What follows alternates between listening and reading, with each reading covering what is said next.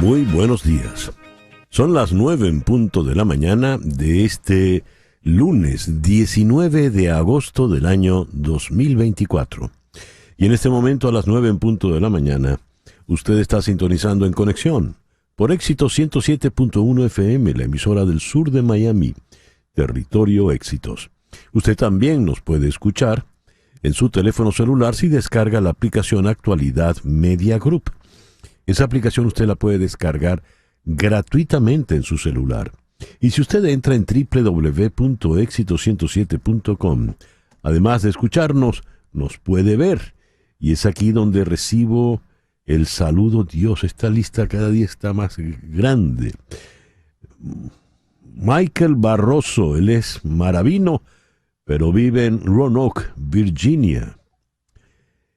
Carlos Artiaga, Henry Moreno en Atlanta, Augusto Villasmil en Hamburgo, allá en Alemania, Luis Rojas en Cabimas, Xavier Míguez en Barcelona. Habla de el gran éxito de la concentración en Barcelona, y en Madrid también fue magistral. El amigo Juan Acuña, el camionero, hoy está por Fredericksburg, en Virginia. Guillermo Useche es feriado bancario en Venezuela. Manuel Díaz Campos en Bloomington, Indiana. Carlos Cuevas en Pensilvania. Douglas Isturiz en El Salvador. Saed Abón en Kissimmee. Hugo Boscán en Játiva, allá en Valencia, España. Nadia Carolina Rojas en Davenport, Florida. Raquel Martínez en la isla de Margarita.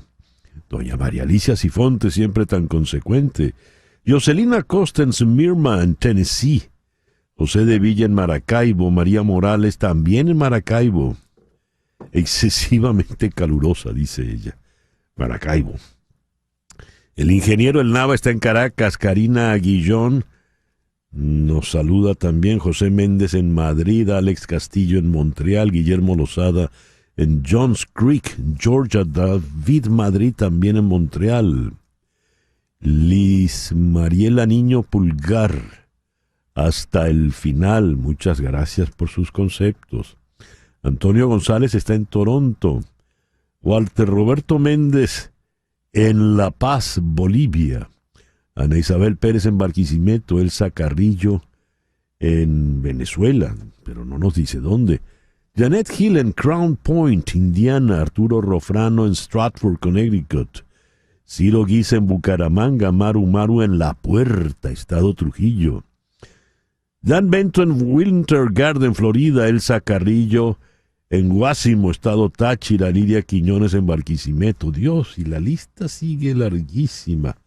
Bueno, muchísimas gracias de verdad a todos por reportar la sintonía de En Conexión.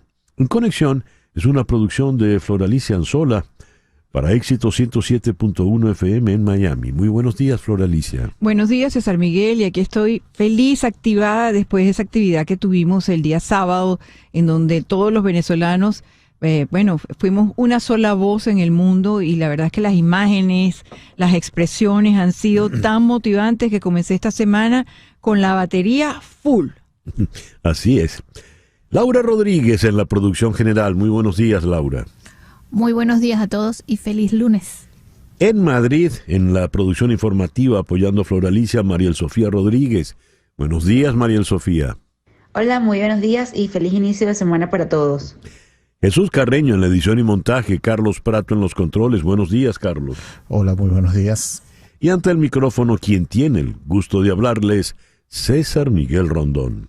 Hoy es el día de San Juan Eudes, el fundador de la congregación de los eudistas.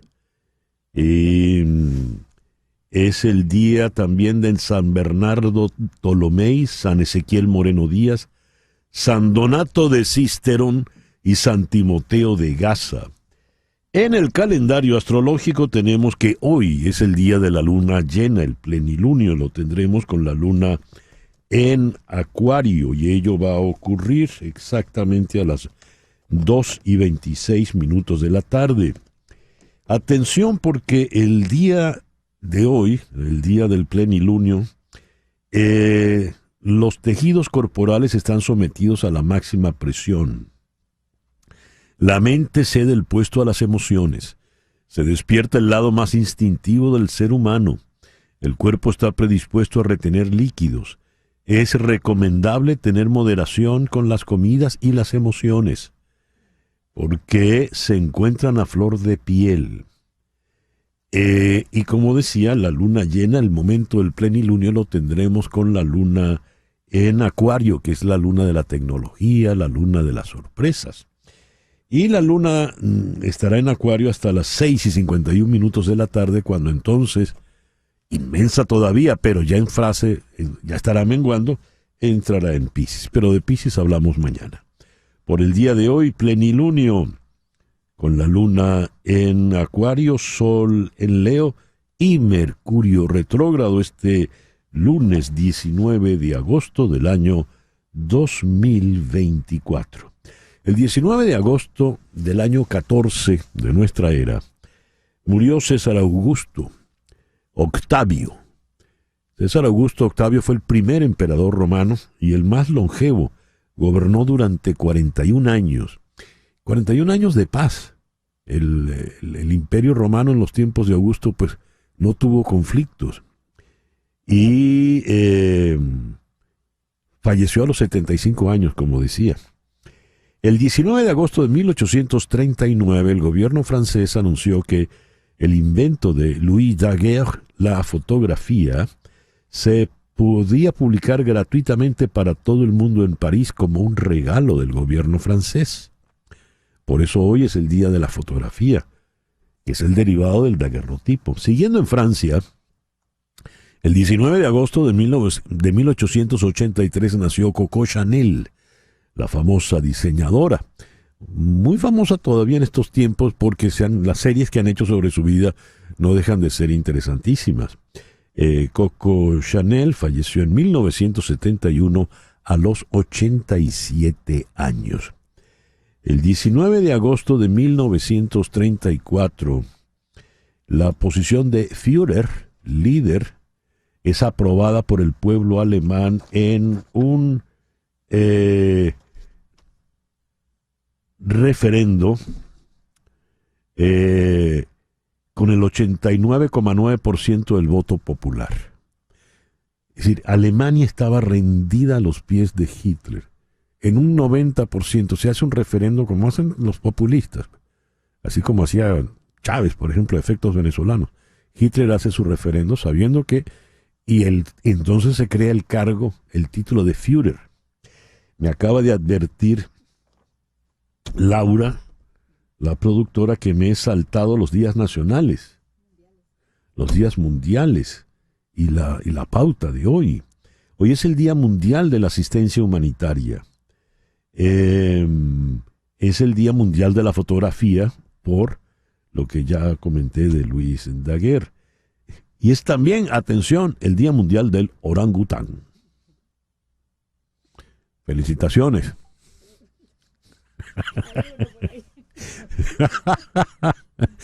Felicitaciones a los orangutanes de verdad, verdad. No a los que... Sí, ya no voy a decir más nada, tranquila. No he dicho nada. En el programa que te hemos preparado para el día de hoy, lo vamos a iniciar en una conversación con Juan Pablo Guanipa. No digo el sitio exacto donde está por razones obvias, pero este prominente dirigente de Primero Justicia y de toda la plataforma unitaria, que ha estado al frente de todo el proceso político junto a María Corina Machado y Edmundo González Urrutia, pues tiene mucho que comentar. Así que vamos a conversar largo con él. Luego iremos a Londres para conversar con el abogado experto en temas internacionales Mariano de Alba. Y con él vamos a analizar la circunstancia de la crisis venezolana en el contexto mundial, sobre todo después de la jornada internacional de protesta que tuvimos el sábado 17, las reacciones de la OEA, la Unión Europea, los 22 países que están pidiendo la publicación de las actas, en fin, todo eso lo vamos a analizar con Mariano de Alba. En Nueva York vamos a conversar con Robert Valencia, analista político, miembro de la red de periodistas Conectas. Hoy comienza la convención del Partido Demócrata. ¿Cómo está la campaña electoral en Estados Unidos antes del comienzo de esta convención demócrata? Eso lo vamos a abordar con Robert Valencia.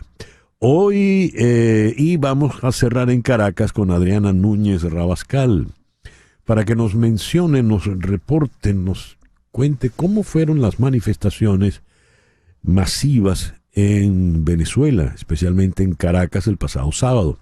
Porque una cosa es salir a manifestar, por ejemplo, aquí en Miami, que usted va al Bayfront Park, tranquilo, feliz, con su bandera en alto, su teléfono celular en el bolsillo, y sabe que no va a correr ningún riesgo.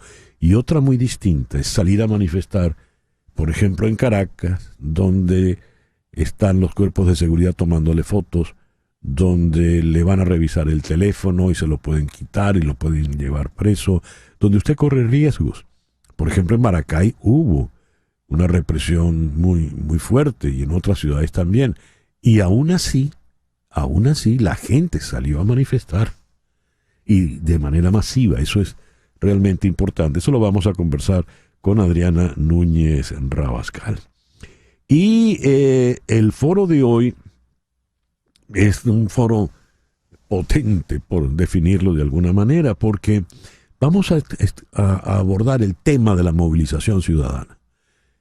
Muchos dicen, esas manifestaciones ¿para qué sirven? ¿O para qué no sirven?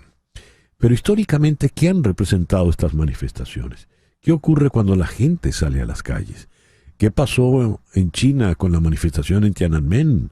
O las manifestaciones que dieron origen a la llamada Primavera Árabe, las manifestaciones en el Magreb, y las manifestaciones en Europa, el Mayo francés. Esto lo vamos a abordar, por ejemplo, nada menos que con Elizabeth Burgos, la eminente historiadora y antropóloga desde París. Y en Caracas nos va a acompañar el sociólogo con posgrado en la Sorbona de Francia, él es egresado de la UCB, pero con posgrado en Francia, Luis Gómez Calcaño. Y hoy es lunes de inmigración, así que recuerden que viene María Trina Burgos, tu abogada de inmigración, acá al programa. Y anota desde una vez el teléfono del estudio para que puedas hacerle las preguntas que tengas a bien. 305-344-1071. 305-344-1071. El teléfono aquí en el estudio en Miami para que puedas hacer la consulta que gustes a María Trina Burgos. Ese es el programa que hemos preparado para el día de hoy, lunes 19 de agosto. Ahora sí regreso pues a las efemérides. El 19 de agosto de 1944 se libera París. 2 meses y medio después del día D, la ofensiva fue de tal dimensión que Francia fue liberada y se libera París y ocurre pues el gran desfile bajo el Arco de Triunfo. Hoy están cumpliendo 78 años Bill Clinton. Nació el 19 de agosto de 1946. Y el 19 de agosto de 1977, a los 86 años, falleció el gran Groucho Marx, el mayor, el emblemático de los 5 hermanos Marx. Groucho, el que decía: yo realmente no quiero ser miembro de un club que me acepte a mí como miembro. El 19 de agosto del año 2004, Google entra a cotizarse en la Bolsa de Valores de Nueva York, hace 20 años. El 19 de agosto del año 1969 murió Alejandro Patón Carrasquel, el primer beisbolista venezolano en Grandes Ligas. Fue pitcher de los Senadores de Washington, falleció a los 57 años. Hoy estaría cumpliendo 55 años Matthew Perry, el actor de Friends que nos dejó el año pasado. Y bueno, como les decía, el 19 de agosto del 2004, hace 20 años, Google empezó a cotizarse en la Bolsa de Valores de Nueva York. El 19 de agosto de 1906, en Canchunchú, Estado Sucre, En Venezuela nació el gran Luis Mariano Rivera. El gran Luis Mariano Rivera y su canchunchún florido. Nos dejó en el año 2002 a los 95 años. Y el 19 de agosto de 1936 nació el gran Ginger Baker. Ginger Baker, el baterista, entre otras superbandas, de Cream. Y hoy está cumpliendo 79 años Ian Gillan. Ian Gillan, el cantante de Deep Purple. 79 años al día de hoy. El editorial con César Miguel Rondón. ¿Qué es ser venezolano? Esa pregunta me la he venido haciendo desde hace muchos años y siempre tengo una respuesta distinta. El día sábado 17 en Bayfront Park, aquí en Miami, tuve una de las mejores respuestas a esa pregunta que me hago de manera recurrente, ¿qué es ser venezolano? Pues ser venezolano es una manera muy particular de estar orgulloso de existir. Ser venezolano es poder salir a la calle en cualquier país del mundo, no necesariamente el tuyo, e identificarte en la sonrisa del que te ve. Identificarte en el saludo del que está delante, así tú no lo conozcas. Identificarte en la manera de caminar, de sonreír, del que está allí cerca de ti y tú no lo conoces. Pero ¿qué tienen en común los dos? El mismo orgullo. Resulta que el sábado 17, en todo el planeta Tierra, no hubo rincón donde no apareciese uno de esos orgullosos venezolanos con una gorrita tricolor, con una banderita, con una foto. Me llamó la atención un venezolano que desde una isla en el medio del Pacífico dijo, aquí somos solo 4 venezolanos, y mostró su bandera frente a una playa. Una señora en Uganda dijo, aquí somos 3 venezolanos, y mostró su bandera. En pueblos de China, en la India, en Australia, en cualquier cantidad de ciudades, en Europa, España se vio desbordada en Valencia, en Barcelona. La plaza emblemática de la Puerta del Sol resultó pequeña para la multitud de venezolanos. En Londres, en Hamburgo, en Nueva York, en Montreal y en Miami, en el Bayfront Park. De repente, habían familias con pequeñitos. Vi un padre joven muy orgulloso cargando a su bebita que tendría 1 o 2 años, y la bebita tenía un lacito muy coqueto que era la bandera de Venezuela. Esta bebita evidentemente nació en Estados Unidos. Sus hermanitos, mayores que ella, de 5 o 7 años, seguramente también nacieron aquí. Ellos no saben lo que es el Ávila, no saben lo que es, qué sé yo, el crepúsculo larense, o no conocen el relámpago del Catatumbo. Pero ese día, en esa calle, esos niños tuvieron una noción muy curiosa y bonita de lo que es la venezolanidad. Ese orgullo del cual hablaba. Me llamó tanto la atención ver cómo la gente caminaba con la bandera en alto, como si fuese una gesta libertadora. El downtown de Miami estaba invadido de banderas de Venezuela, y todos las llevaban con un orgullo tan grande. Se lo ponían de capa. Y ese orgullo estaba allí, ¿por qué? Pues porque se está librando una gesta política importantísima, llevada con tino y sensatez, prudencia, cautela, pero con mucha firmeza y decisión, por un liderazgo político preclaro, hay que decirlo, encabezado evidentemente por María Corina Machado, que se ha convertido en una especie de heroína, de superestrella, de estos superhéroes. Ella está perseguida, ella está en la clandestinidad. Yo soy de los que pensaba, no, el sábado 17 no saldrá, la deben tener pillada, y no. Apareció de repente con una chaqueta negra, se quita la chaqueta negra y ya de blanco empieza a arengar a la multitud, a darle ánimos, a darle esperanzas. Y con la misma después desaparece, a buen resguardo. Es un liderazgo moderno, retador. Como escribió el escritor Alberto Barrera en un tuit, desde el 28 Nicolás Maduro no ha salido de Miraflores, y eso que tiene todo el poder del mundo. María Corina Machado, con todo y lo perseguida que está, no ha dejado de salir para darle la cara, para darle el aliento necesario a todos. Pues bien, con ese ejemplo, con ese llamado, los venezolanos salieron a las calles de todo el planeta Tierra. Y tenían su bandera y tenían su orgullo. Escribió Antonio Herrera Bayán que algo importante es que después de tantos años de desprestigio y vergüenza, los venezolanos están ganando el respeto en todas partes del planeta. Y bien ganado. Pues muchas veces me he preguntado qué es ser venezolano.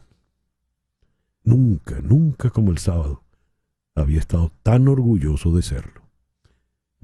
Son las 9:23. Ya regresamos. Continuamos en breve con César Miguel Rondón en Conexión por Éxitos 107.1 FM. ¿Qué es ser venezolano? Curioso, han venido respuestas interesantes. Jennifer Quiliche, como decía mi papá que era italiano, ser venezolano es la mejor cosa que me ha pasado. Zoraida González, también es una manera de sufrir aunque estés feliz. Rubén Araúno, ser venezolano es ver que la oscuridad no es para siempre, que la tristeza nos hace ver que el otro nos tiende la mano y que el camino más largo es el que nos emprende. Yamile Cerrada, ser venezolano es levantarse todas las mañanas esperando escuchar esa noticia y llorar como siempre, pero de alegría. Yamile, no tienes idea de las ganas que tengo yo de dar esa noticia. Bien, así es. En fin, vamos pues con las noticias más importantes de este lunes 19 de agosto. Miles de venezolanos salieron a las calles el sábado en protestas en todo el país y en más de 373 ciudades en todo el mundo, exigiendo que el presidente autoritario, el dictador Nicolás Maduro, reconozca los resultados de las elecciones del mes pasado que dicen haber perdido. En Caracas y en toda Venezuela, los manifestantes portaron los recibos de votación recolectados por la oposición que muestran que su candidato, Edmundo González Urrutia, ganó con más del doble de votos que Maduro en las elecciones del 28 de julio. En cientos de ciudades en países tan lejanos como Australia, Corea del Sur y Madagascar, grupos grandes y pequeños de venezolanos portaron banderas y carteles que abogaban por una Venezuela libre. Hoy el mundo sabe de qué estamos hechos los venezolanos. Despertamos un país, dijo María Corina Machado, la fuerza impulsora de la campaña de la oposición, en un mensaje de video el día sábado por la mañana. Ahora viene una nueva etapa. Tenemos que mantenernos firmes y unidos. Tratan de asustarnos, de dividirnos, de paralizarnos, pero no pueden. Cita textual. El Consejo Permanente de la Organización de Estados Americanos, OEA, aprobó el viernes por consenso una resolución que exige a las autoridades de Venezuela la publicación de manera expedita de las actas de las elecciones del 28 de julio. El texto no vinculante fue presentado en nombre de Estados Unidos y de Antigua y Barbuda, Argentina, Canadá, Chile, Ecuador, Guatemala, Paraguay, República Dominicana, Suriname y Uruguay en calidad de patrocinantes. La resolución insta al Consejo Nacional Electoral de Venezuela a que publique de manera expedita las actas con los resultados de la votación de las elecciones presidenciales a nivel de cada mesa electoral y respete el principio fundamental de la soberanía popular a través de una verificación imparcial de los resultados que garantice la transparencia, credibilidad y legitimidad del proceso. Cita textual. El 17 de agosto de 2024, la Comisión Interamericana de Derechos Humanos adoptó la Resolución 50-2024, mediante la cual otorgó medidas cautelares en beneficio del ciudadano venezolano Roland Osvaldo Carreño Gutiérrez, tras considerar que se encuentra en una situación de gravedad y urgencia de riesgo de daño irreparable a sus derechos en Venezuela. La parte solicitante indicó que Roland Carreño ha sufrido hostigamientos, persecución y encarcelamiento en 2020 por funcionarios de la Policía Nacional Bolivariana. Durante dicha detención habría sido obligado a grabar un video describiendo las funciones que tenía como responsable de operaciones del partido político Voluntad Popular, permaneciendo privado de libertad 3 años sin la debida atención a su salud. Por su parte, el Estado no proporcionó información. Recordemos que Roland Carreño ha vuelto a ser detenido después del 28 de julio. Un grupo de juristas internacionales presentó el fin de semana una denuncia ante la Corte Penal Internacional contra el régimen de Nicolás Maduro por crímenes de lesa humanidad en Venezuela, en la que además exigen acciones inmediatas para detener las constantes violaciones a los derechos humanos perpetradas por la dictadura chavista. La denuncia documenta una serie de violaciones a los derechos humanos que incluyen torturas, detenciones arbitrarias y ejecuciones extrajudiciales perpetradas por las fuerzas de seguridad del Estado y otros actores vinculados al régimen. Entre las pruebas presentadas, los juristas afirman que las violaciones de derechos humanos en Venezuela no son casos aislados, sino parte de un patrón generalizado y sistemático. La denuncia incluye alegaciones de que el Consejo Nacional Electoral ha sido instrumentalizado para legitimar procesos fraudulentos y mantener el control político en Venezuela en complicidad con el régimen. Cita textual. El alto representante de la Unión Europea para Asuntos Exteriores y de Política de Seguridad, Josep Borrell, volvió a reclamar la publicación de las actas electorales de Venezuela y advirtió de que, en caso de que Nicolás Maduro insista en decir que ganó sin poder verificarlo, ese país, Venezuela, puede entrar en una grave crisis. Cito: si Maduro insiste en decir que ha ganado y no quiere entender que para la comunidad internacional, sin verificación no hay asunción de resultados, Venezuela puede entrar en una grave crisis. Estamos todos intentando evitar que esto ocurra. Fin de la cita. Hoy comienza la Convención Demócrata en Chicago y se extiende hasta el día jueves con discursos televisados y actividad en pleno en todas las noches en horario de máxima audiencia. No se ha publicado un programa completo, pero se espera que Kamala Harris, su compañero de fórmula, el gobernador de Minnesota, Tim Walz, el presidente Joe Biden, los expresidentes Barack Obama y Bill Clinton, y la señora Hillary Clinton, la ex primera dama Michelle Obama, hablen durante la programación vespertina. Esta noche se espera que hable el presidente Joe Biden.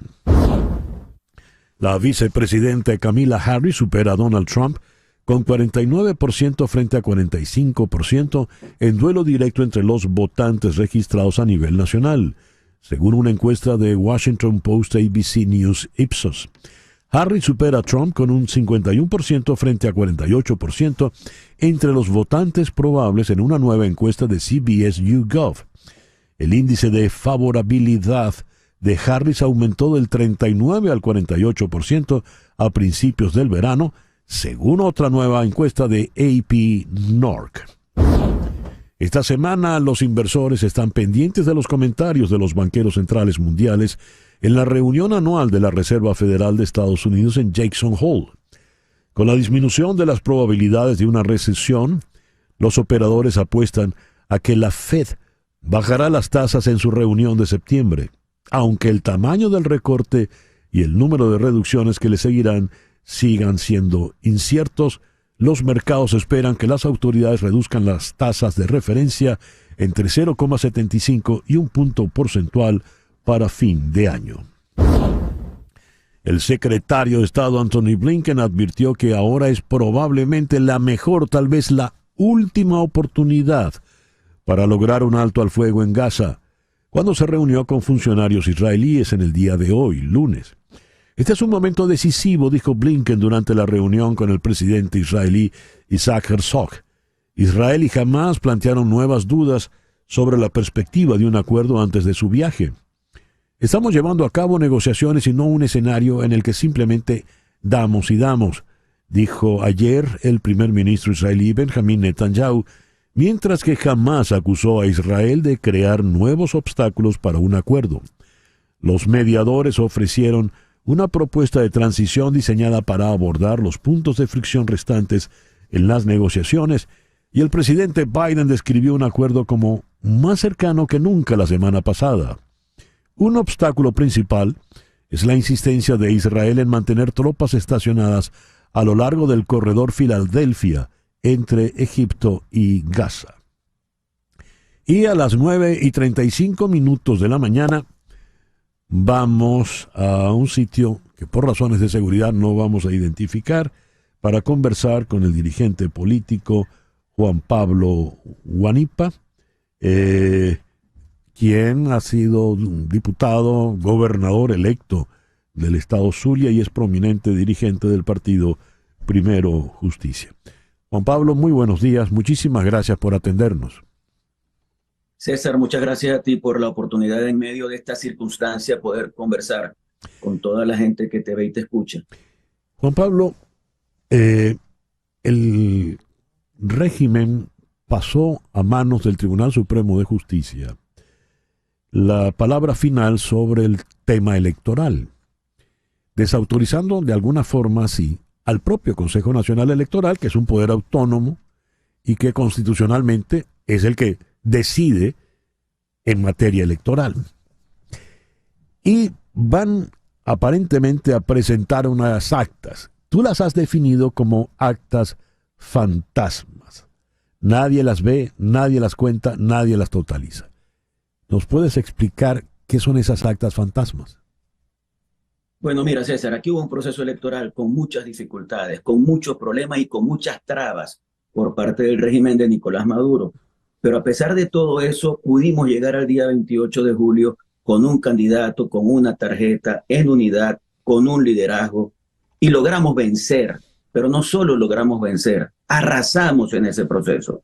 Pero no solo vencimos y arrasamos, es que además logramos demostrar, logramos tener pruebas de cómo fue ese resultado electoral.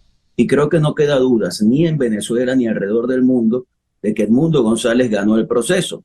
¿Qué hizo el Consejo Nacional Electoral, que es parte de esa asociación para delinquir que ha organizado Nicolás Maduro? Bueno, lo que hicieron fue mostrar un resultado que no tenía nada que ver con todo el sistema electoral venezolano. Se burlaron de todo el sistema electoral venezolano, presentaron un resultado que quizás hicieron en unas servilletas, no sabemos cómo, y obviamente eso generó una reacción de la población. Presentado el resultado, comenzó la represión, comenzó la persecución. Maduro siempre con la idea de que no hubiera en la gente la actitud rebelde de levantarse frente a esa afrenta en contra de la voluntad y de la soberanía del pueblo venezolano. ¿Qué ha pasado ahora? Que bueno, que llevamos 3 semanas, 20 y tantos días después del proceso electoral, y bueno, han pasado eso al Tribunal Supremo de Justicia. Yo no diría que es una desautorización al CNE, sencillamente le dijeron al CNE, ya ustedes cumplieron con lo que tenían que hacer, que fue anunciar un resultado falso, vamos a llevar esto al Tribunal Supremo, donde quien preside es una militante confesa, convicta del Partido Socialista Unido de Venezuela. La hemos desnudado desde la perspectiva política, porque hemos dicho cuál ha sido su militancia, cuándo ha sido candidata del PSUV, cómo ha hecho videos para fomentar controversias internas dentro del PSUV, etcétera. Entonces, bueno, ella tiene en sus manos supuestamente producir un resultado. Ella no tiene ninguna competencia para ello. Quien debe decir dónde están las actas es el Consejo Nacional Electoral. Y nosotros tenemos la obligación de denunciar eso y de seguir dando la pelea hasta que asuman la verdad. No es que encontremos la verdad, es que la asuman, porque la verdad está allí y está con pruebas. Juan Pablo, muy pronto, quizá hoy mismo, en algún momento, sale esta señora, que ya la has definido como militante del PSUV, y dice, según su peritaje, según lo que hayan hecho, que en efecto Nicolás Maduro es el ganador del proceso electoral y es entonces el presidente reelecto. ¿Qué ocurre? Bueno, lo que ocurre es que nosotros tenemos que continuar. Nosotros estamos dando una pelea que a mí me parece heroica, especialmente por la actitud del pueblo venezolano. Y nosotros tenemos la obligación de seguir en la calle. Para mí, lo más importante es que la calle se siga manifestando, a pesar de las dificultades, de la represión, del hecho de que hayan perseguido a gente por el simple hecho de tener un acta o de haber sido testigo o haber sido miembro o haber publicado un video. Por esas razones persiguen a la gente y quiero decirte, César, tú debes saberlo, que no solamente los están deteniendo, sino que los están extorsionando. Las distintas policías nacionales, estadales, municipales extorsionan a las personas que detienen, les piden $1,000, $2,000 o algo más y les dicen, si me das ese dinero, no te voy a llevar hacia el sistema judicial, puedes irte tranquilo, no molestes más y yo me quedo con una platica. Ese fue el incentivo que consiguió Maduro para que hubiese esa persecución. A pesar de todo eso, la gente ha salido y se demostró con creces el día de ayer, antier, cuando la gente salió de una manera impresionante, no solo en Venezuela, sino en todas partes del mundo. Pero que suceda en el país es algo demasiado importante porque eso nos hace ver que la gente, a pesar de las dificultades y de la represión, está dispuesta a salir a la calle. En primer lugar, eso. En segundo lugar, la solidaridad internacional. Creo que ha sido unánime en el mundo occidental y que Maduro se queda con sus socios que no son demócratas, que no les importa para nada la opinión y la voluntad del pueblo, sino que les importan los negocios y la geopolítica que en este momento desarrollan con Nicolás Maduro. Por tanto, creo que tanto la presión interna como la presión internacional nos puede ayudar mucho y podemos también lograr, no en los altos niveles, sino en los niveles medios y en las bases de los distintos poderes públicos, actitudes que dejen ver que no hay conformidad con lo que está pasando en el país. Y yo creo que hasta en el mundo chavista hay conciencia, porque ellos estuvieron en el proceso electoral, ellos estuvieron en los centros de votación, ellos vieron que perdieron, hay conciencia de que hay que reconocer el resultado que da como ganador Edmundo González y hacia allá tenemos que ir. Creo que no tenemos otra opción que no sea continuar, que nunca nadie nos desmoralice, que sigamos adelante y que ejerzamos esa presión de menos a más hasta lograr que el país cambie definitivamente. Juan Pablo, esta mañana me llaman de una emisora de radio aquí en Miami y para que yo haga algún comentario sobre lo que está pasando con Venezuela, en tanto periodista venezolano, y me dicen en un espíritu muy mayamero, ¿no? Muy de ese largo exilio cubano que vive en esta ciudad. Caramba, sí, muy bonitas las manifestaciones, pero con manifestaciones no van a sacar al gobierno. ¿Qué me dice? Yo di mi respuesta, pero me gustaría oír la tuya. Pero al regreso de esta pequeña pausa, Juan Pablo, por favor, ¿sí? Con mucho. Ya regresamos con Juan Pablo Guanipa aquí en Conexión, por Éxito 107.1 FM en Miami. Regresamos a nuestra conversación con Juan Pablo Guanipa. La pregunta quedó en el aire, Juan Pablo, con manifestaciones y calle no van a salir del dictador Nicolás Maduro. ¿Qué me dices? Mira, César, yo estoy convencido de que para nosotros lo más importante en este momento es la calle dentro de Venezuela. Estoy convencido de que es el mecanismo de presión más importante y por eso cada vez que anunciamos una manifestación, tú ves cómo reacciona el régimen de Nicolás Maduro, cómo empiezan a cercar los espacios, cómo empiezan a perseguir a la gente, cómo empiezan a tratar de impedir que la manifestación se dé. Nosotros necesitamos mucho del apoyo internacional y lo estamos teniendo, no solo de distintos países, sino de los pueblos del mundo y también de distintas organizaciones internacionales que han develado toda la situación, y me refiero al Centro Carter, a la Organización de Estados Americanos, al panel de expertos de la ONU. Es decir, ha habido distintas manifestaciones que han reflejado lo que pasó en el país. Pero con todo eso, yo estoy convencido de que lo más importante es la calle interna. Que nosotros vayamos de menos a más, que sigamos ejerciendo esa presión, que la gente esté dispuesta, porque es la nación venezolana enfrentada a un régimen que quiere acabar con esta nación. No les importa para nada el daño que han ocasionado en 25 años. Lo único que les importa es mantenerse en el poder, en una alianza político-económica de corrupción que tiene al país devastado. Así que creo que la actitud de la gente es fundamental y que eso nos permitirá ir creciendo en esfuerzo, en apoyo, en presión, hasta lograr que haya un reconocimiento de la realidad. La situación que se está viviendo es de una represión como nunca antes se había sufrido en el país. Nunca antes.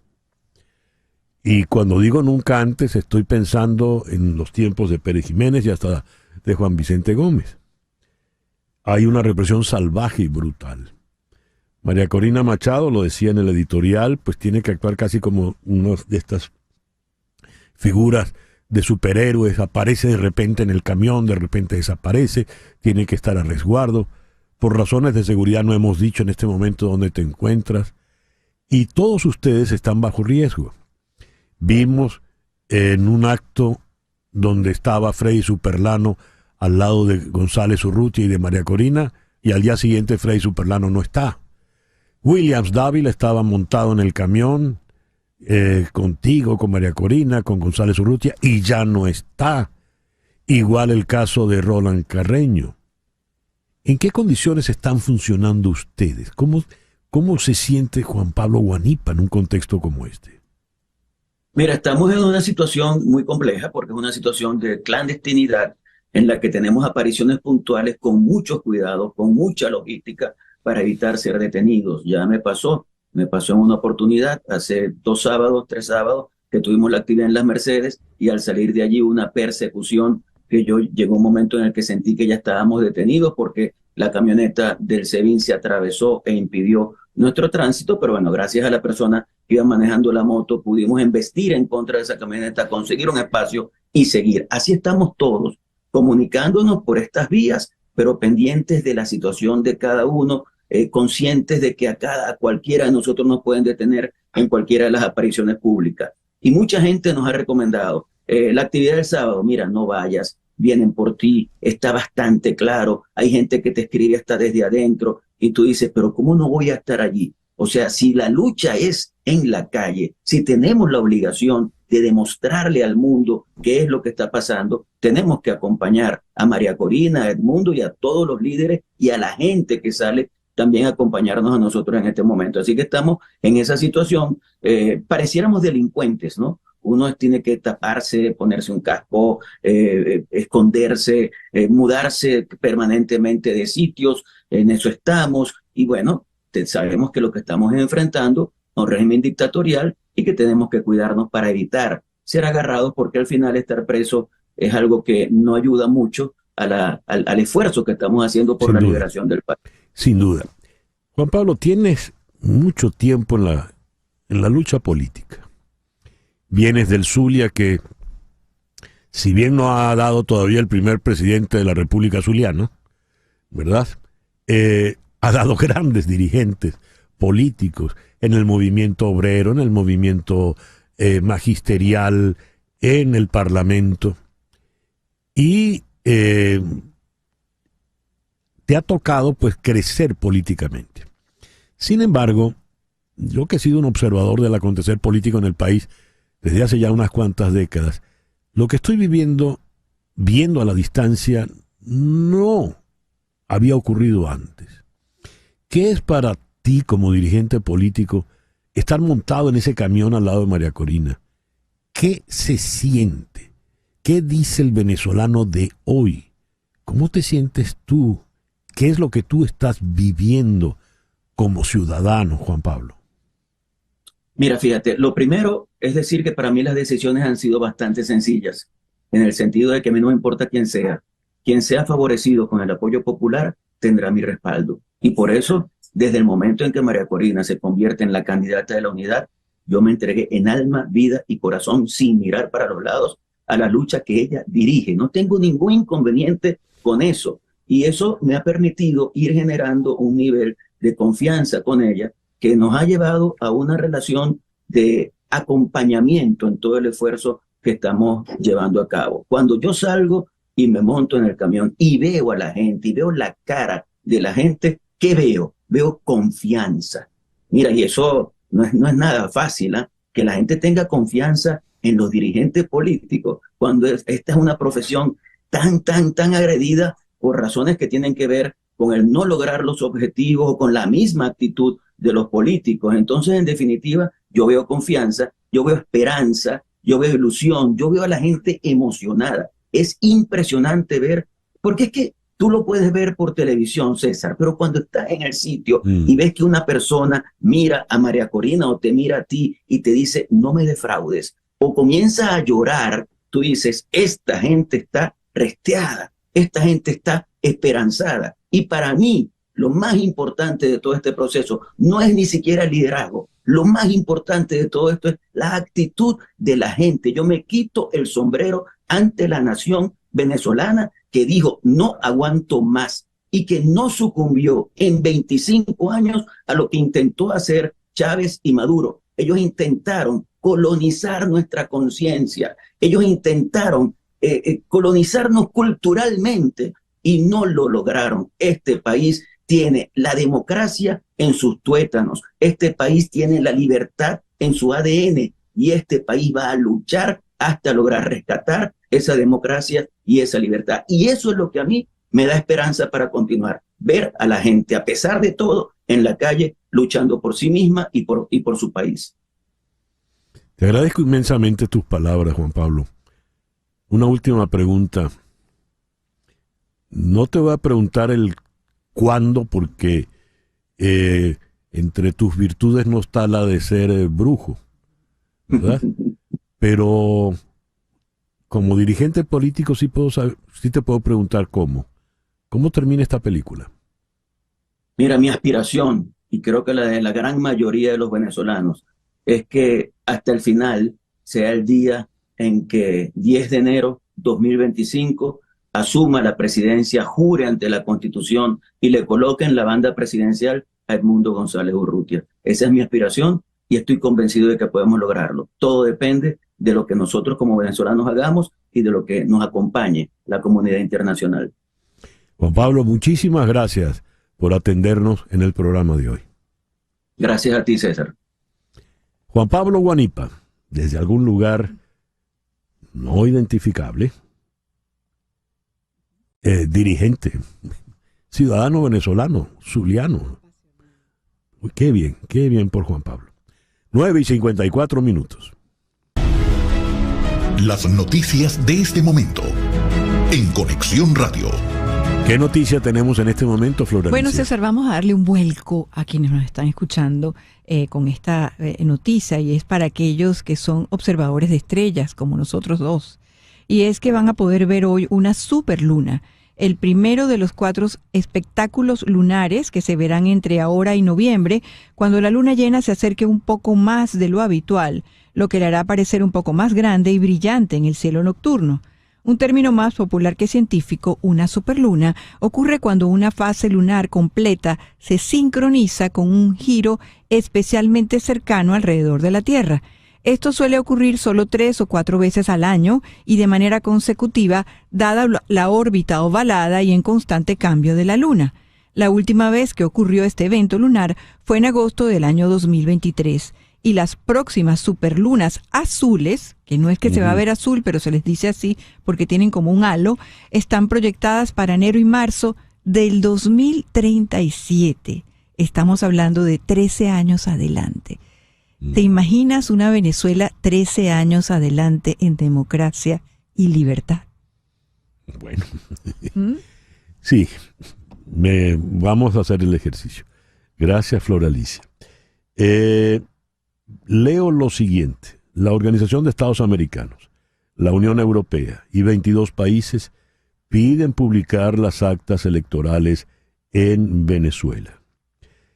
22 países, entre ellos España y la Unión Europea, solicitaron la inmediata publicación de todas las actas originales.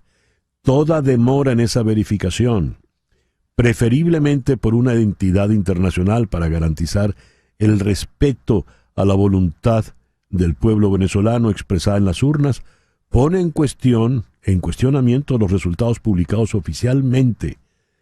Así dice textualmente lo que leyó Roberto Álvarez, ministro de Exteriores de la República Dominicana, junto a los firmantes de la declaración.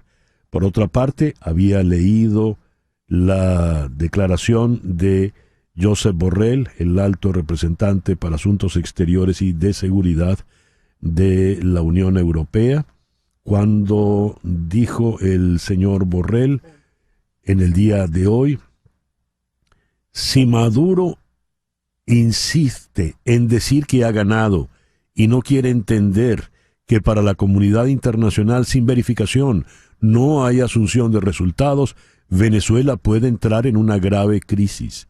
Estamos todos intentando evitar que esto ocurra. Abordemos este tema. Vamos hasta la ciudad de Londres, donde está el abogado experto en temas internacionales y asesor senior del Crisis Group, Mariano de Alba. Mariano, muy buenos días. Gracias por atendernos. Buenos días, César. Muchísimas gracias por la invitación. Por las notas que he leído, por estas informaciones, el problema venezolano ya pues es un problema que impacta y que importa en escenarios cruciales en el planeta. ¿Qué tanto es así? Yo creo que sí, César. Efectivamente hay mucha preocupación. Este es una crisis, un conflicto ya de larga data. Digamos, ahora vive un nuevo momento importante de clímax, diría yo, donde hubo una votación. Había la expectativa de que pues, todos los actores políticos reconocieran esos resultados y lamentablemente estamos en una situación donde pues, el gobierno, a través de su control institucional, sostiene una tesis, mientras que la oposición, con mucha más contundencia, con pruebas mucho más tangibles, sostiene lo contrario. De tal manera que, como tú bien lo leías allí, en este momento para la comunidad internacional sigue siendo clave que el Consejo Nacional Electoral, controlado por el gobierno, publique las actas para de alguna forma poder cotejar lo que publique el Consejo Nacional Electoral con lo que ya ha publicado la oposición venezolana. Luego hay otros puntos cruciales que creo que también hay que destacar, ¿no? En primer lugar, fíjate que tanto ese comunicado de los 20 países que se leyó en República Dominicana, también la resolución que fue adoptada en la OEA, pues ninguna hace mención al proceso que está en curso en este momento ante el Tribunal Supremo de Justicia. Por lo tanto, yo creo que de la comunidad democrática occidental de los países hay coincidencia en que ese proceso pues no es suficiente, no funciona. Y luego otro punto que tú también leías explícitamente, que es que no lo dice la resolución de la OEA, pero sí lo dice con un lenguaje bastante suave el comunicado de los 20 países, y es que pues una vez que se publiquen esas actas, para la comunidad internacional occidental va a ser muy importante que haya, de ser posible, una verificación imparcial. Tiene que haber una verificación imparcial y preferiblemente por un ente internacional. Si eso no sucede, pues es evidente que la posición de los países no va a permanecer igual, y yo creo que digamos, si este status quo que estamos viviendo en este momento se mantiene, pues vamos a empezar a experimentar un progresivo, pues digamos, endurecimiento de las posiciones, en el sentido de que si no se avanza en esa verificación, para Occidente va a ser imposible poder reconocer el resultado de la elección y por lo tanto el eventual tercer periodo del señor Maduro, si es que para ese entonces logra permanecer en el poder. Vale decir entonces, Mariano, que como sospechamos, cuando la señora presidenta del Tribunal Supremo de Justicia diga que ratifica todas y cada una de las palabras del señor Elvis Amoroso del día 29 de julio, la comunidad internacional no se va a comprar eso. Yo pienso que no, y digamos, hay incluso los países que están tratando de mediar para tratar de buscar una solución, que algunas personas pues los califican como países aliados al gobierno de Maduro, pero sin duda alguna son países cercanos que, digamos, su gran activo al día de hoy es que tienen canales de comunicación fluido con el gobierno de Nicolás Maduro. Pues la posición de Brasil ha sido muy clara. Lo del Tribunal Supremo de Justicia no es suficiente. Aquí el procedimiento que debería haber es que sea el Consejo Nacional Electoral el que publique las actas y luego esa información pueda ser cotejada. Muy bien. Mariano, muchísimas gracias por atendernos en el programa de hoy. Muchísimas gracias por la invitación, César. Mariano de Alba, internacionalista del Crisis Group desde Londres. Una pequeña pausa y ya regresamos con nuestro foro en el día de hoy. El poder de la manifestación ciudadana.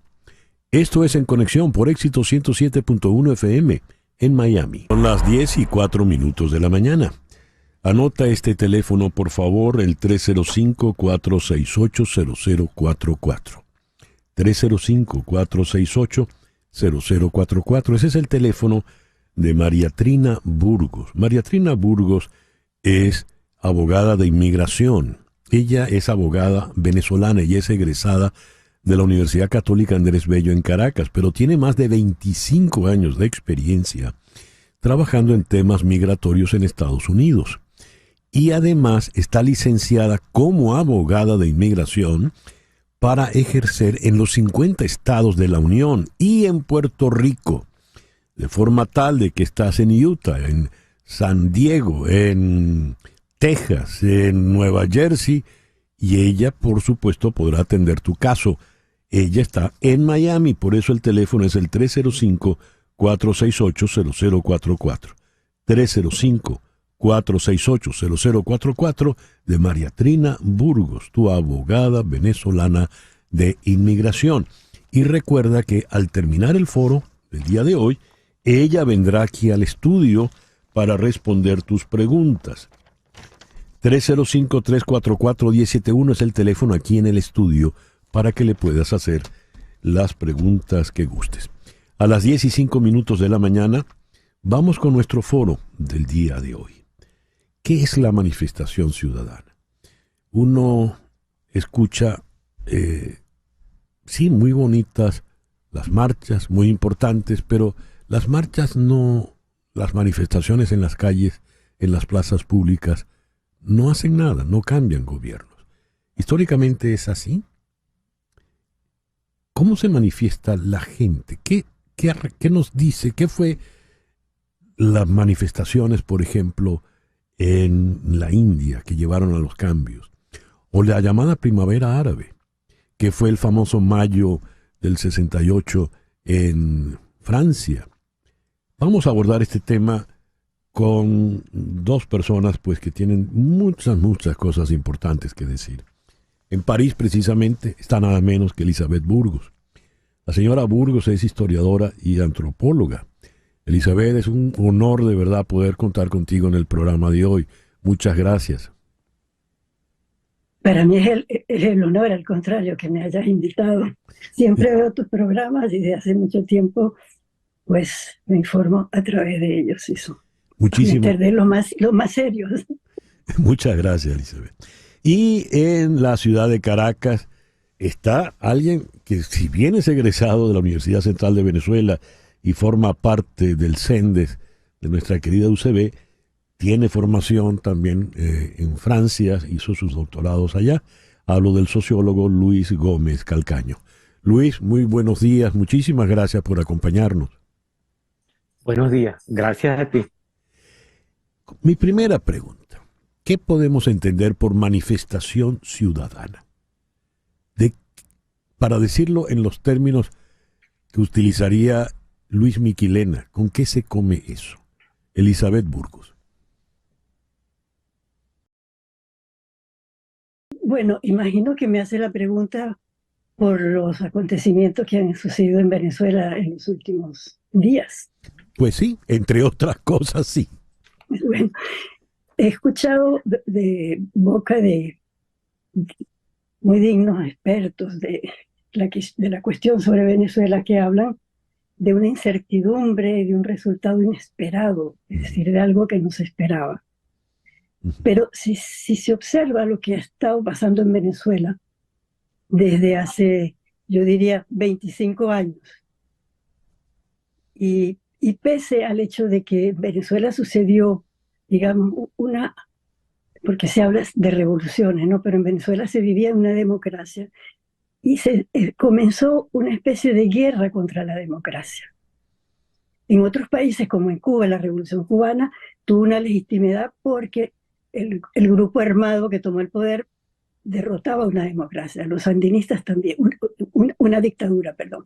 Pero en Venezuela había una democracia, y entonces ahí se comenzó a hacer como una especie de imitación de las revoluciones. Entonces hubo golpes de Estado que fueron el comienzo de esa revolución, y luego se dieron cuenta de que no se podía obviar la cuestión electoral. Y de eso se dio cuenta además Fidel Castro, que al terminar, cuando se dio cuenta que ya la guerrilla no funcionaba y que se entraba en otra fase histórica, que era la democracia. Entonces se intentó la democracia vaciándola de su contenido democrático, es decir, se instauró todo un sistema mecánico, y entonces se llegó así a vencer y a horadar la democracia a partir de sus propios principios democráticos. Eso está muy claro en lo que fue el sistema de Chávez, que ahora, como la izquierda ha estado muy sorprendida, están en la incertidumbre, y porque dicen que es inesperado lo que sucede en Venezuela, tratan de componer el esquema diciendo que Chávez era democrático y el no democrático es Maduro. Bueno, eso para entrar en materia.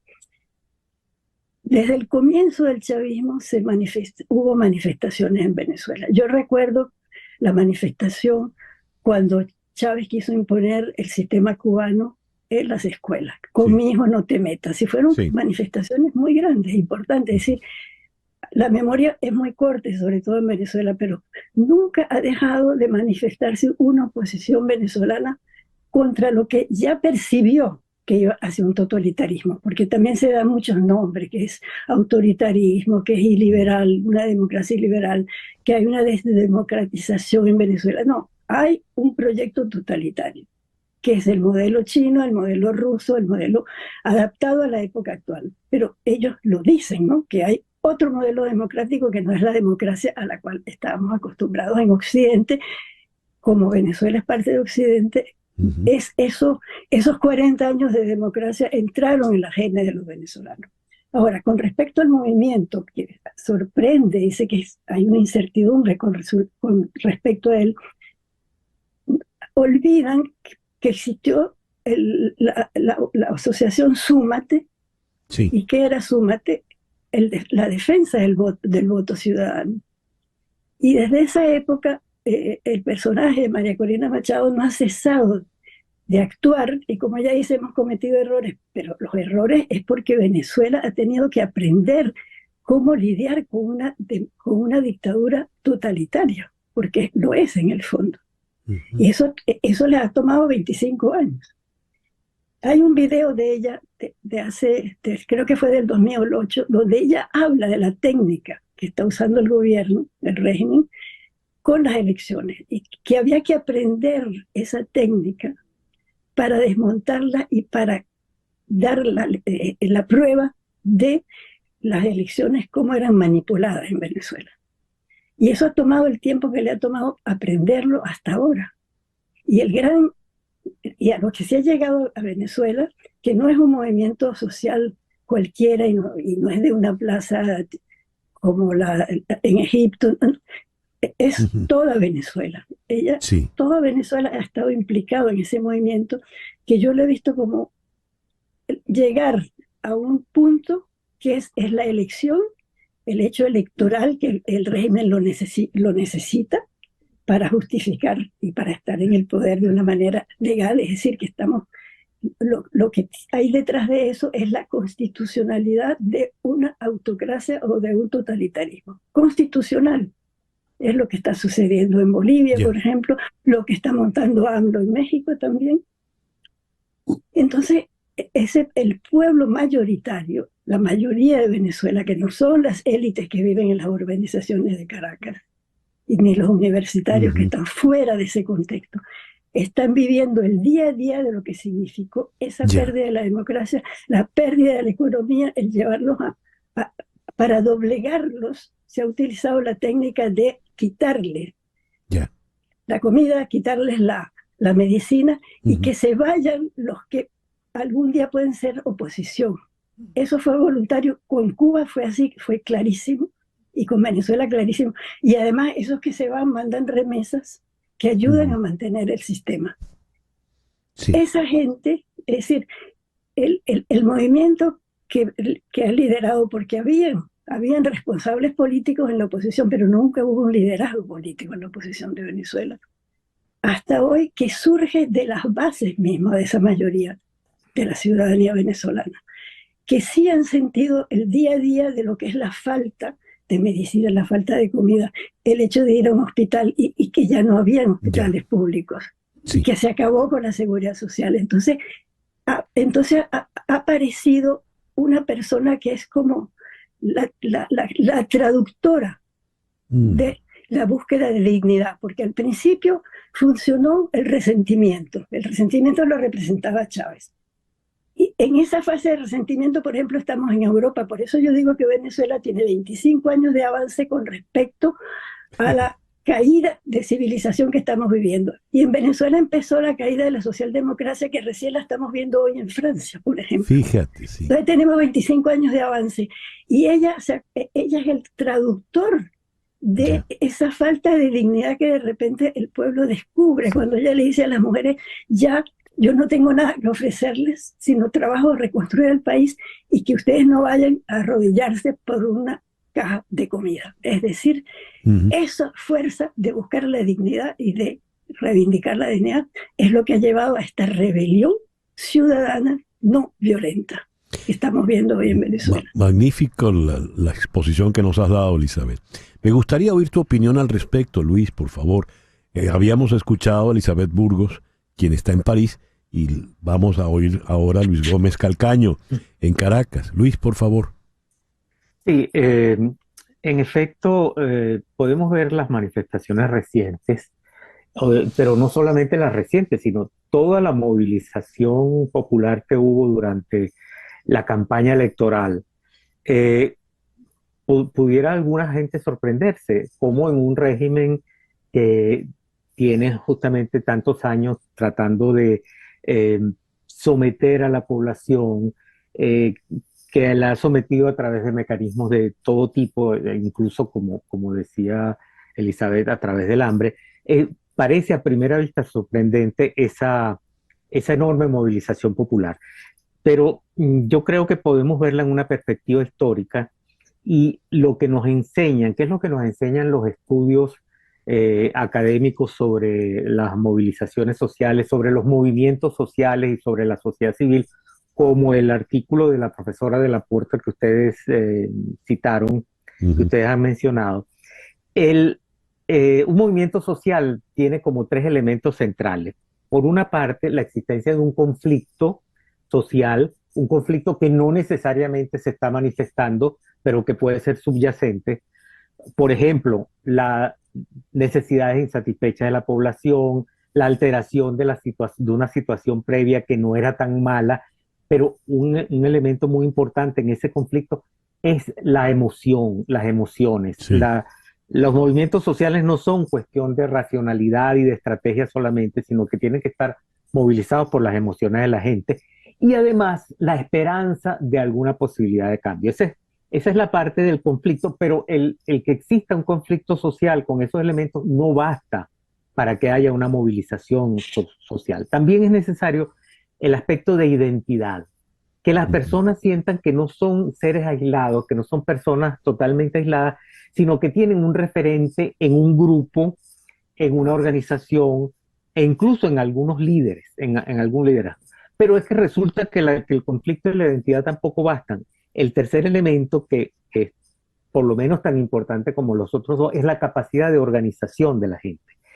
¿Y qué organización? Porque todo el mundo dice, bueno, es necesaria la organización, falta organización. Los movimientos sociales son muchas veces criticados porque confían demasiado en la espontaneidad y en la movilización de emociones. Pero, ¿qué es estar organizado? Básicamente, estar organizado es estar disponible, es estar al menos parcialmente, no totalmente, no como una cosa religiosa, pero sí estar disponible para la organización, estar disponible para los otros en términos de poder dar una parte del tiempo, una parte de sus recursos y sobre todo disponer de riesgo, saber que uno va a poner algo de riesgo en esa movilización y todo eso para uno poder ofrecer su disponibilidad a la organización o al líder, uno tiene que tener confianza. Y entonces justamente para lograr la confianza, la base está en lo que podríamos llamar el modelaje. Es decir, el líder tiene que ser el modelo de la organización. El líder en su comportamiento tiene que ser el modelo y para no quedarnos solamente en este plan tan abstracto, uno ve las declaraciones y las entrevistas de María Corina y uno ve su insistencia en plantearse la verdad. No esconder las verdades. Por ejemplo, ella decía en una entrevista reciente, alguna gente nos decía que no insistiéramos tanto, que no habláramos tanto de los obstáculos y de la capacidad de fraude del gobierno, porque si no íbamos a desmotivar a la gente. Y ella dice, no, lo que nos da legitimidad es el decir la verdad. Entonces, estos son tres elementos iniciales que explican que un movimiento social sin organización no tiene capacidad de producir cambios. Ahora, por supuesto, esto no basta, pero eso lo podríamos dejar para otro momento porque hay que tomar en cuenta la respuesta del adversario.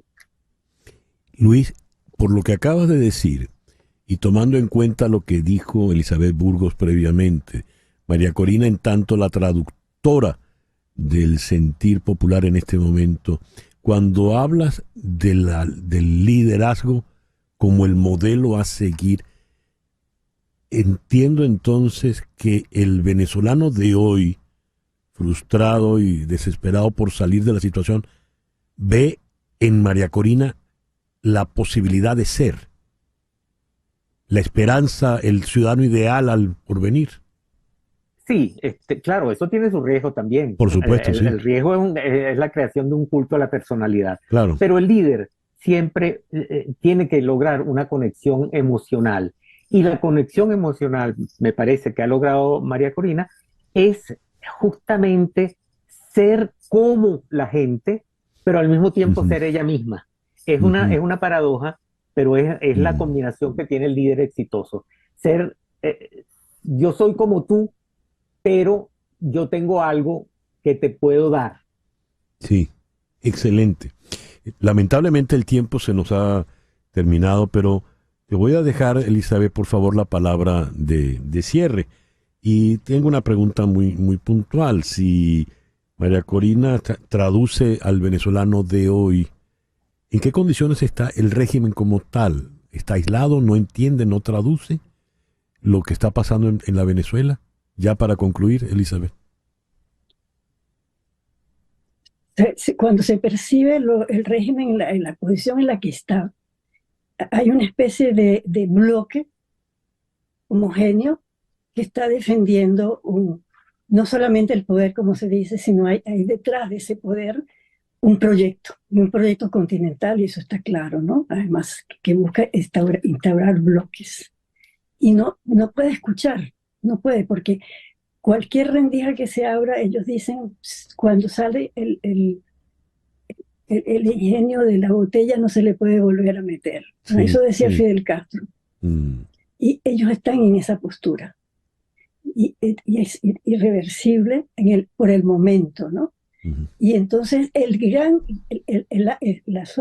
arma poderosa que por fin la encontró Venezuela, que no es en las tribunas del Congreso de Estados Unidos, que es aplaudidos por los dos partidos, el arma poderosa ha sido esa mayoría de ese pueblo que quiere la dignidad, y lo dice, quiere la libertad y quiere la dignidad. Y María Corina es como como las tragedias griegas en las que hay un coro que siempre acompañaba detrás de los personajes principales. El coro se ha hecho personaje principal y tiene una persona que hace que el coro se escuche. Lo que va a pasar con ella si hay culto de la personalidad, yo no lo creo, además, porque ha sufrido mucho, ha trabajado de una forma muy racional para construir un movimiento, porque está construido y hay una organización. Si no hubiera habido una organización, Sí, no claro. hay lo que se está dando actualmente. Sí, Y eso está bravo por Venezuela.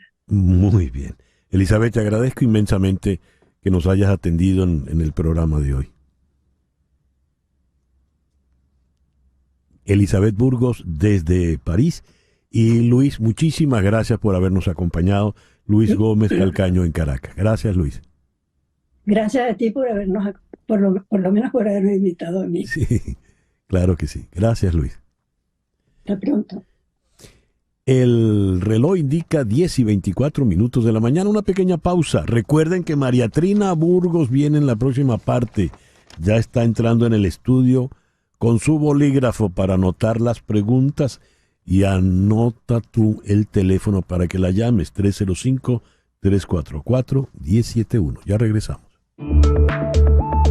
Una pausa y regresamos con César Miguel Rondón en Conexión. Bien, vamos ahora a la ciudad de Nueva York, donde está Robert Valencia. Robert es analista político, miembro de la red de periodistas Conectas, la plataforma periodística para las Américas. Robert, muy buenos días. Muchísimas gracias por atendernos en el programa de hoy. César Miguel, es un placer estar contigo y un saludo a todos los radioyentes. Muchas gracias. Robert, hoy comienza la convención demócrata. ¿En qué condiciones va a comenzar esta convención demócrata? ¿Cuál es el estado de la campaña a la fecha de hoy, 19 de agosto? Bueno, si ustedes han seguido esta vorágine, por ponerlo de alguna manera, es las últimas 3 semanas, el giro de 180 grados que dio esta campaña, en donde empezaron con una, vamos a ponerlo de alguna manera, pesadumbre, ¿no?, dentro del Partido Demócrata, viendo cómo se escapaban las oportunidades para que Joe Biden fuese el próximo presidente y en un, digamos, no decirlo golpe de suerte, pero sí un cambio rotundo en lo que conocemos como la llave presidencial, y ahora es Kamala Harris, pues pasaron de la pesadumbre al optimismo. Y creo que ese va a ser el inicio de esta convención. Y va a estar llena de simbolismos. Empezando el día de hoy, pues Joe Biden es el que va a hablar, va básicamente a inaugurar esta convención. Y en el más, digamos, solemne de los momentos, y bueno, si quiero hacer este paralelo con los Olímpicos que recién terminaron, pues es pasarle la antorcha a Kamala Harris y que sea ella la que lidere las posibilidades que hasta el momento se le están dando a Kamala Harris y a la llave demócrata para hacerse a la Casa Blanca. Y creo que ese será el inicio de esta convención, el de hacer valer ese optimismo y digamos, este optimismo, de llamarlo optimismo, esta posibilidad amplia que tienen de llevarse la presidencia de aquí a noviembre. Y creo que esa será la temática, por lo menos en los próximos días, hasta cuando ya Kamala Harris y Tim Walz sean oficialmente los candidatos del Partido Demócrata de aquí a noviembre. En el caso de la dupla Donald Trump-J.D. Vance, ¿qué ha ocurrido? Porque me llama la atención todas las encuestas de los principales medios a la fecha de hoy.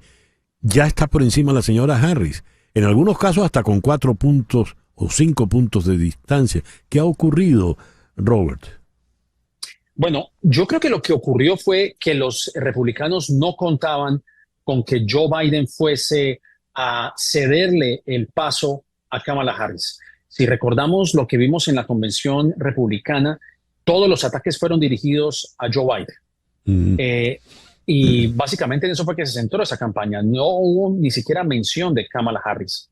Y cuando Joe Biden vio que ya los reflectores no estaban sobre el Partido Republicano y que haría este cambio histórico, porque yo creo que desde Lyndon B. Johnson en los años 60, pues no se veía que un presidente en ejercicio no optara por tener algún tipo de aspiración para una segunda administración. Y eso fue lo que le robó tal vez, como se dice, la atención a Donald Trump. Hasta la fecha, incluso si uno analiza los posts, ¿no?, las cosas que pone Donald Trump en su cuenta personal de Truth Social, pareciera que el Partido Republicano guarda esperanzado que Joe Biden vuelva a la contienda cuando eso ya no va a ocurrir. Y creo que eso es lo que todavía los republicanos no han entendido, que Joe Biden ya no está en la contienda. Y creo que, como lo menciono, ha pasado de la pesadumbre al optimismo. Tim Walz indudablemente es una figura que le ha dado una frescura a la campaña demócrata.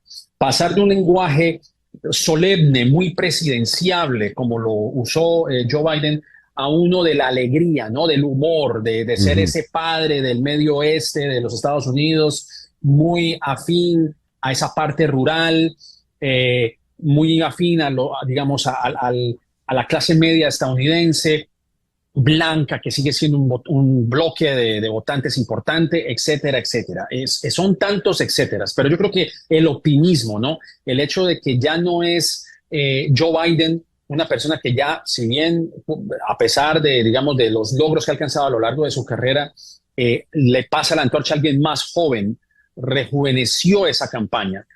Y ahora es Donald Trump quien enfrenta la acusación que enfrentaba Joe Biden. Es una persona que ahora él es el mayor, ¿no? Él es la persona que no tiene un lenguaje coherente. Yo creo que son muchos factores, pero podría apuntar a esos principalmente. Y ya para cerrar, Robert, el ataque a la señora Harris ahora, Trump la vende como una persona de extrema izquierda. En un evento recién incluso invitó a un venezolano, a un piloto, quien la comparó abiertamente con Hugo Chávez y cómo Hugo Chávez destruyó a Venezuela. Ese discurso, ¿qué impacto puede tener en la campaña electoral?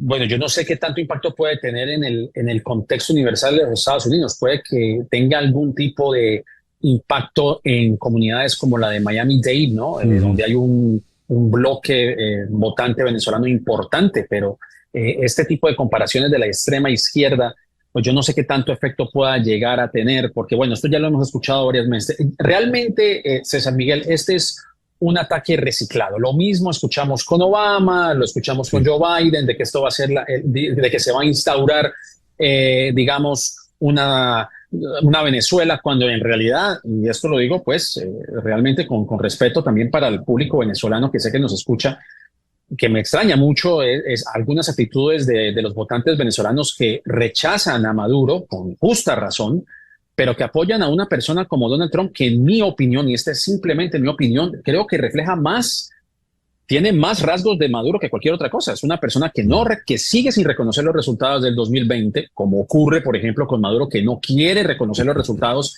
de las elecciones de Venezuela y que sigue dilatando ese proceso. Es una persona que ha amenazado con cerrar medios de comunicación, que es violento en su manera de hablar y hasta en su manera de actuar con sus rivales políticos, donde quieren que se le guarde, digamos, lealtad sin ningún atisbo de desobediencia, que ha admirado a dictadores alrededor del mundo. Entonces, ¿de qué estamos hablando acá? Claro, yo sé que tú me estás dando solamente unos minutos, pero me podría extender realmente. No, sí, ya. Pero yo creo que he sido muy enfático en ese tema. Pero ya de ahí hablar de que esto se va a convertir en una segunda Venezuela, me parece que, con todo respeto, me parece que es un exabrupto realmente. Y yo creo que una extrema izquierda en Estados Unidos, bueno, creo que estamos muy lejos de eso. Robert, muchas gracias por atendernos en la mañana de hoy. Igualmente, César Miguel, muchas gracias. Saludos. Robert Valencia es analista político y miembro de la red de periodistas Conectas.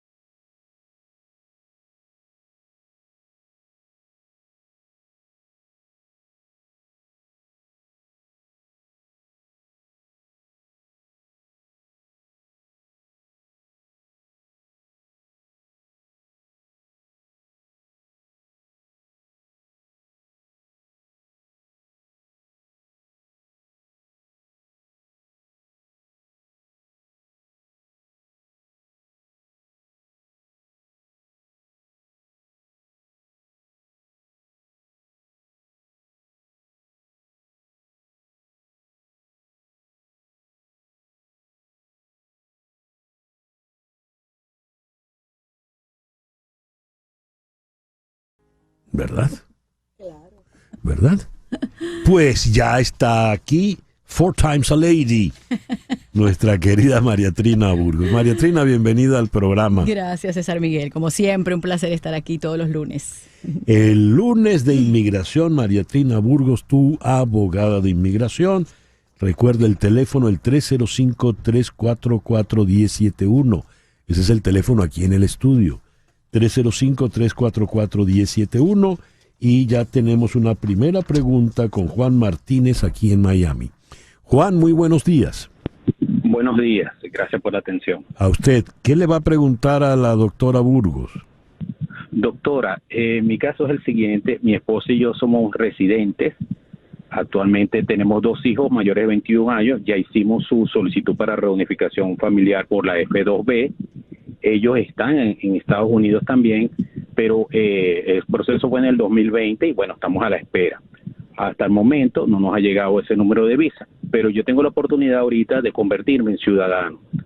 Si yo me convierto en ciudadano, daño ese proceso que se ha avanzado, pese que fue mi esposa la que hizo su solicitud de los muchachos. Ok, Juan, muy importante tu pregunta. Yo siempre soy partidaria, por supuesto, cuando la persona ya se puede hacer ciudadana americana, pues que aplique la ciudadanía. Ahora, ellos pasarían de la F2B a la F1, que sería hijos solteros de ciudadanos. ¿Ok? Entonces, la diferencia de que tú seas residente es que si ellos se casan, pierden la petición tuya como residentes.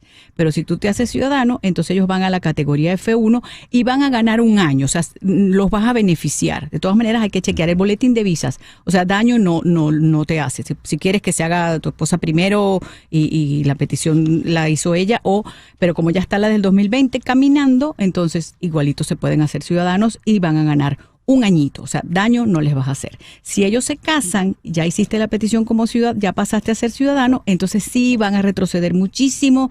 Una petición que va a ser más de 10 años, Juan. ¿Ok? Muchísimas gracias, pues, a Juan Martínez. 305-344-1071, el teléfono aquí en el estudio para que le hagas tus preguntas a la doctora María Trina Burgos. 305-344-1071. María Trina, el amigo Carlos Ribón está en Indiana. Carlos, buenos días. Buenos días, César Miguel. Gracias por llamarnos, Carlos. ¿Qué le preguntas a la doctora Burgos?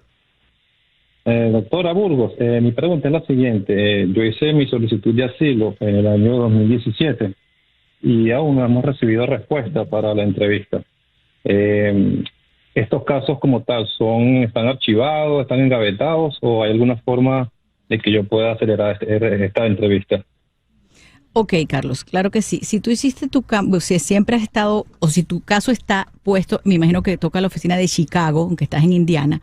No manejo todas las oficinas de asilo, sí hay, pero bueno, debe estar ahí. Esos procesos allá hay menos gente que en Florida, ¿no? Entonces por allí debería ser un poquito más rápido. Tú puedes enviar una carta solicitando que te den la entrevista. A ver, siempre digo, piénselo muy bien. Si tú tienes un caso de asilo excelente, bueno, fuerte, entonces vale la pena. Mucha gente pues piensa que su caso de asilo es débil, es preferible dejar eso ahí tranquilito, como decimos nosotros en inglés, no news, good news.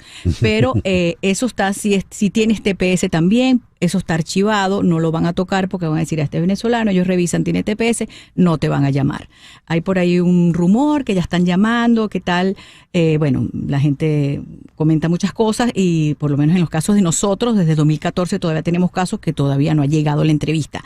Entonces, si tú quieres enviar la carta, como siempre digo, no te hace daño, puede ser que te adelanten la cita. Pero realmente ellos adelantan las citas por razones humanitarias, no por razones de que, tengo mucho tiempo aquí, ya quiero serme residente, es injusto y tal. Y otro error, Carlos, que aprovecho de comentarlo, la gente piensa que, bueno, ya tengo 10 años esperando el asilo, me tienen que dar la residencia obligatoriamente. Eso totalmente falso. Pero nada pierdes con mandar tu cartica a la oficina donde está sentado tu asilo para ver si te adelantan tu entrevista, ¿ok? Muchísimas gracias, Carlos. Algo muy interesante que comentaste, María Trina. Hay el rumor por aquí, el rumor por allá. Y cuando uno está en espera, en esos tiempos, en esos lapsos de incertidumbre, ¿qué daño hace un rumor, no? Totalmente. Bueno, hay ese rumor de que ya están llegando las citas y tal. Bueno, probablemente algunos abogados han recibido, algunas personas que no tengan abogados han recibido su cita. Como te digo, la experiencia de nuestra oficina desde 2014, todavía tengo gente de 2014 esperando, dice que estaban mandando 2015, 2016, a la gente le encanta, se hace un video, sale por ahí, y te ponen, bueno, vamos a revisar tu asilo y tal. El asilo no se puede revisar en el sentido que ya lo que se puso allí, se puso. Sí. Tú puedes enviar pruebas nuevas de tu país que, por ejemplo, la persecución ha empeorado, lo que está pasando en Venezuela, por ejemplo, puede ayudar, pero no puedes cambiar tu versión de los hechos cuando ya eso está presentado allí. 305-344-1071. 305-344-1071. En Oklahoma está el amigo Gustavo Ramos. Gustavo, buenos días. ¿Cómo está? Buenos días, doctor Miguel. Buenos días, doctora Alicia. Buenos días, la doctora. Bueno, desde que estoy intentando hacer esta llamada, creo que la llamada anterior dio respuesta a mi pregunta. Caramba. Bueno, pero no importa. Mi familia y yo tenemos casi 8 años en este país esperando la llamada de la cita del asilo. Hemos visto personas que llegaron después que nosotros, ya obtuvieron su entrevista, ya son residentes, inclusive ciudadanos. Sí. Quería preguntarle a la doctora cuál era nuestra opción. Y la otra pregunta que le tenía era que nosotros introdujimos nuestro caso de asilo por Orlando, Florida, y ahora estamos acá en Tulsa, Oklahoma. Si el cambio de dirección tenemos que hacerlo a través de la página de UCI.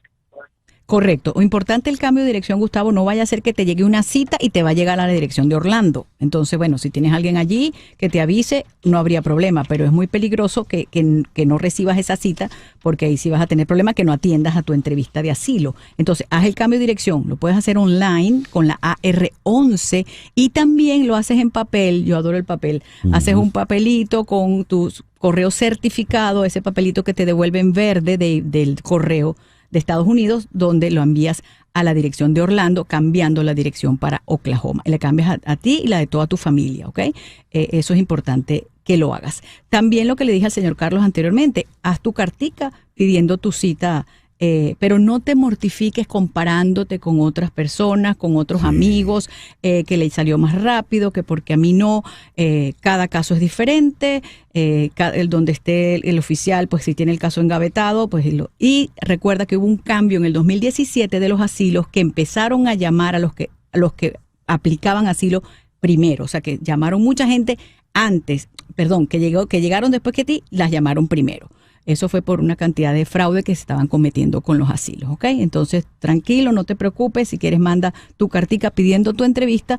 Como te digo, en la zona de Oklahoma, no sé cuál es la principal oficina de asilo, no sé si Memphis, no sabría realmente cuál te tocaría, pero se busca por internet en la página de inmigración y la envías allí solicitando tu entrevista, ¿ok? Importantísimo lo que le dijiste, no compare su caso con el otro. No, es que te mortifica. Sí, bueno, sí. Es increíble como que, a fulana le llegó más rápido y tal, porque a mí no tiene nada que ver una cosa con la otra. Y tenemos nuestra última llamada de hoy.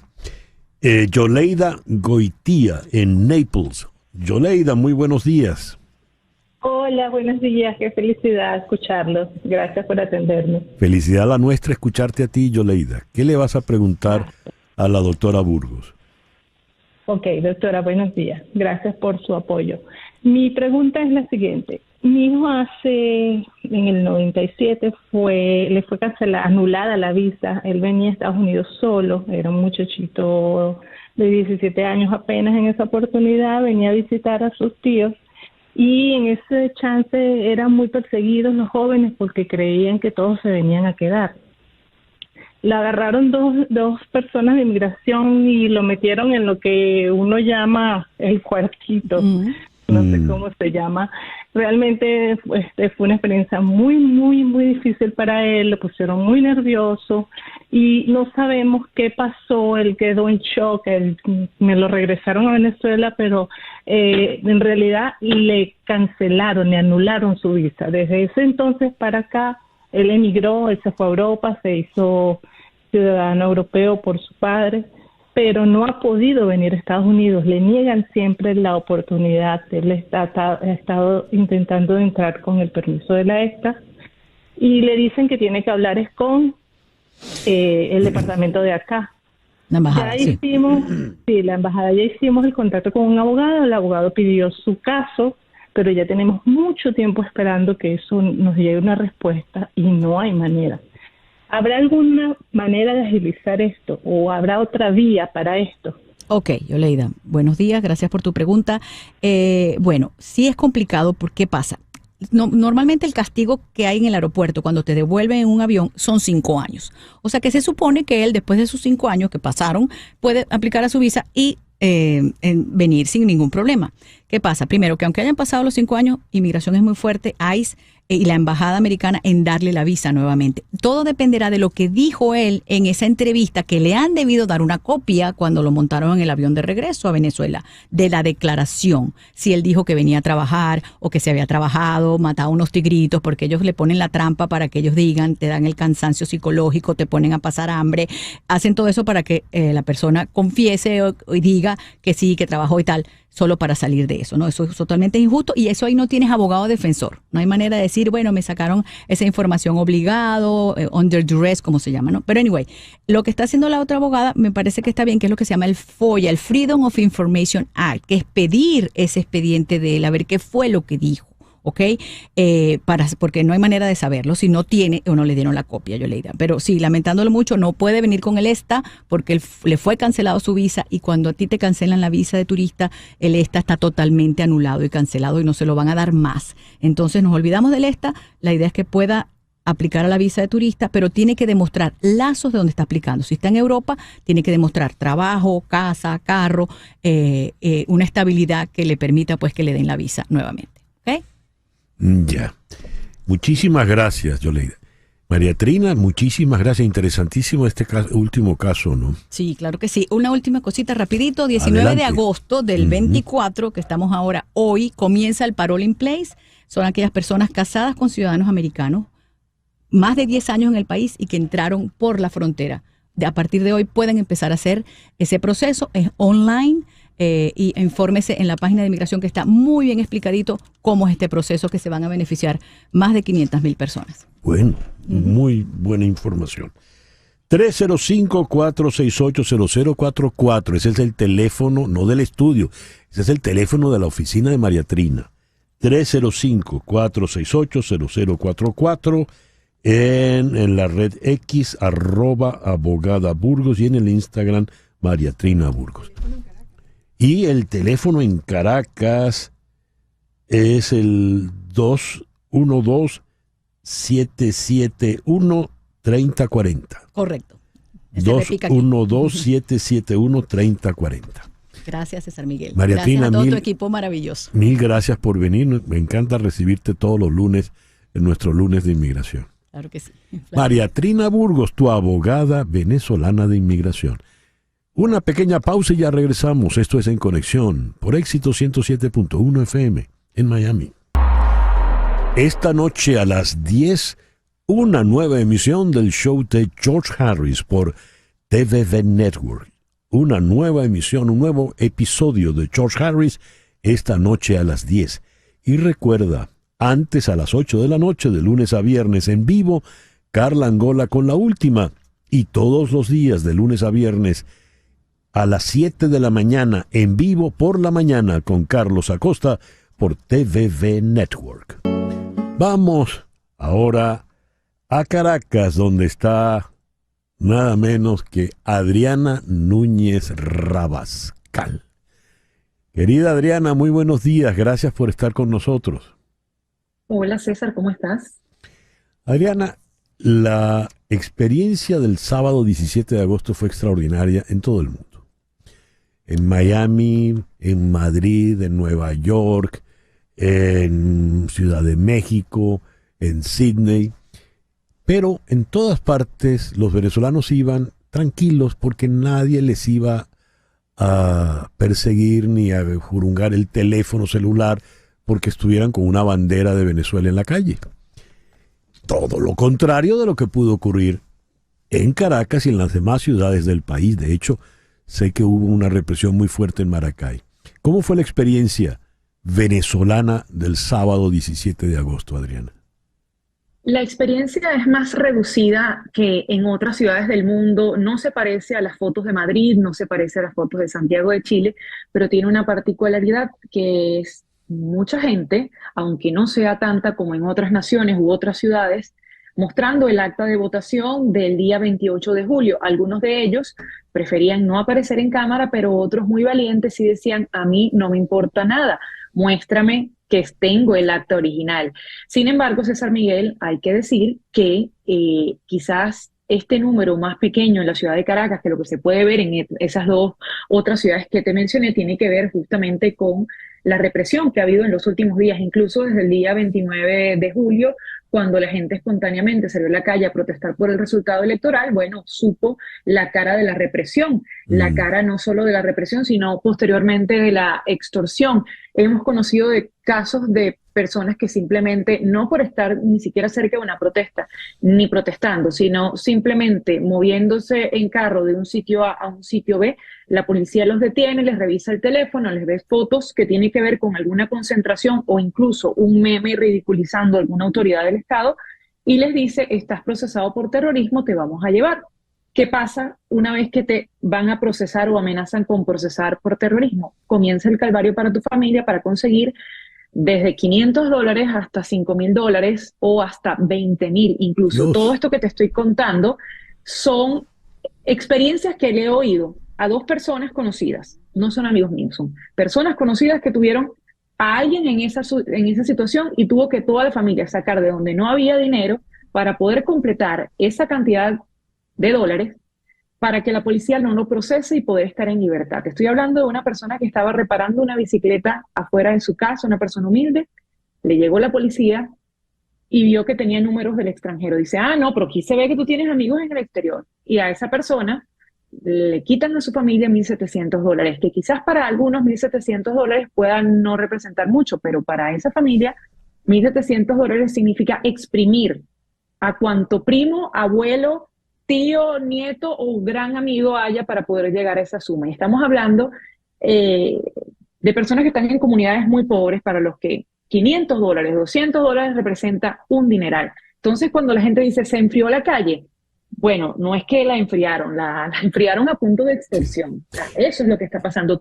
Disculpa que sé que me vas a preguntar, pero que no se me vaya a olvidar. Estando en el gimnasio, que es un área natural en la que la gente va a hacer ejercicio, escucha las conversaciones de madres diciendo, yo no quiero que Ángel salga más porque ya a su amigo Jacinto se lo llevaron la semana pasada en una alcabala y le pidieron esto, esto y esto. Los muchachos están aterrorizados y yo prefiero que si van a hacer algo que sea dentro de mi casa. Escuchas eso en el gimnasio.